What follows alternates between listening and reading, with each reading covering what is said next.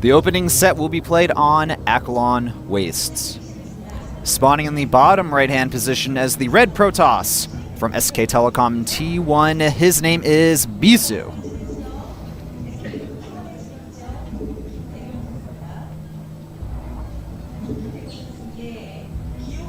His opponent starts in the top left-hand position. His name is Oz, playing for EGTO as Blue Protoss on Akilon Wastes.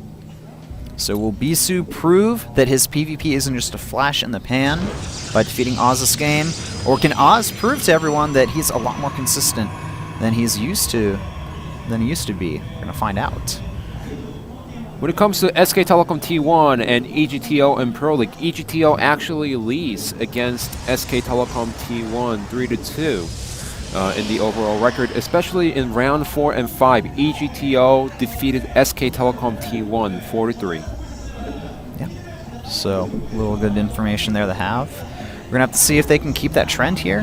SK Telecom definitely more desperate for the win than Evil Genius's Team Liquid. It would be nice for EGTL to get that 6th place spot, but much more important for SK Telecom to secure their playoff position. Definitely, SK Telecom T1, they're going for the 7th straight postseason today. If they win, they go to the postseason for the 7th straight time, and also they can make it into the finals once again and take home the victory. That's what SK Telecom T1 wants to do. That's what Parting wanted to do a few days ago after playing his round of 32 matches. So let's see if SK Telecom T1 can bring the victory, or is EGTO going to stop SK Telecom T1 from moving on? Oz moving out with his scouting probe here. Excuse me, Bisu. And Oz chasing that for a little bit. Going to go ahead and scout Bisu out now. Bisu looking for some proxies around the map here. And, ooh, looks like he's actually going to be the one to place the proxy.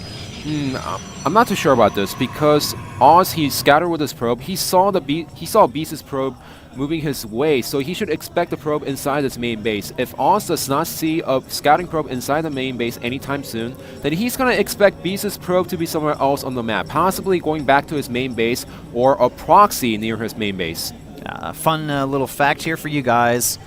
Looks like, yeah, actually Oz leads 1-0 against Bisu back in Brood War, though. So we're going to see if that's going to be any indication of the victor here in StarCraft2. But different games, of course.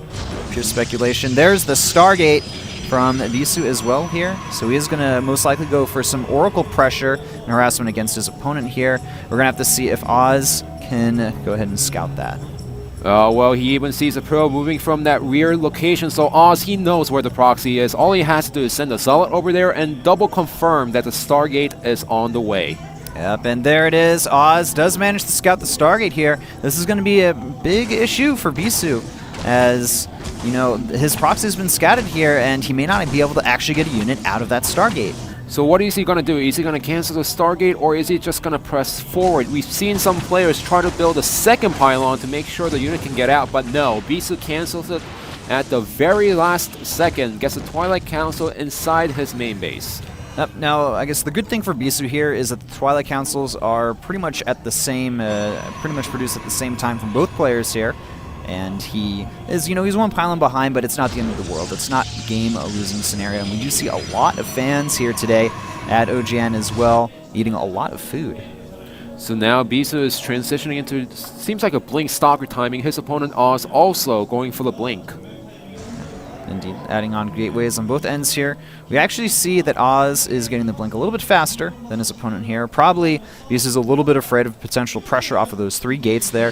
And this Mothership Core is going to be able to help out a little bit in this fight here. Bisu may be forced back slightly. He does have his Mothership Core in the main base of his opponent. He's going to scout that Blink and start going to town on some of these probes here. But Bisu does not have a lot of defense at home to deal with these units that Oz has in his main base. Yeah, Bisu needs to pull some probes against the Zealot and the Stalker, because the Mothership Core can eat away on some of the ground units over there. However, Oz also needs to be careful. Recalls at the very last second, and Bisu defends against the attack after losing only a couple of probes. But Bisu has been killing a lot of probes inside Oz's main base. Up to 8 probes have been killed so far. He could go for 9, but no, he recalls. But definitely Bisu got much better trade with 8 probes killed compared to only 1 from Oz.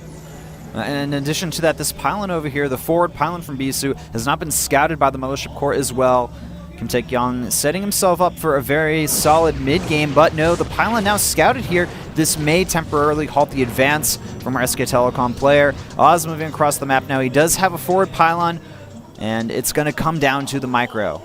Yeah, well, Bisu still needs to be careful. He doesn't see the Stalkers going inside the main base, so it's really crucial for Bisu to make a decision right now. He's going to go for his opponent's main base first as he takes out the Mothership Core, and his Stalkers are next to Oz's main base. However, Oz also enters Bisu's main base. Bisu, his blink is almost complete here. He's going to have to build another pylon. And oh no, the blink, it was so close to completing, merely seconds away. Bisu needs to immediately make another pylon here. It's going to come down the micro. There's not many Stalkers in the main base for our EGTL player. Bisu does have the Stalker advantage here, but he does not have blink yet. Well, all Bisu needs right now is get the Mothership Core cannon down, and he could deal the same amount of damage inside Oz's main base, because yes, he doesn't have the blink, but his opponent only has 3 Stalkers, and he can only micro those 3 Stalkers. The pylon completes. Blink is now complete as well for Bisu. It's 8 Stalkers to 5, though. Bisu down in Stalker supply, and we're turning into a really weird scenario. The supply, though, for the probes, it's 1 to 11. And Oz has managed to secure a very solid advantage now in the game. Yeah, and the problem is Bisu does not have any probes. He doesn't have the economy. Only 153 minerals, 1 probe left alive. That's nowhere to be found at this point. Those Stalkers are eventually going to get taken out if those are not micro properly. But the problem is Bisu does not have any reinforcements.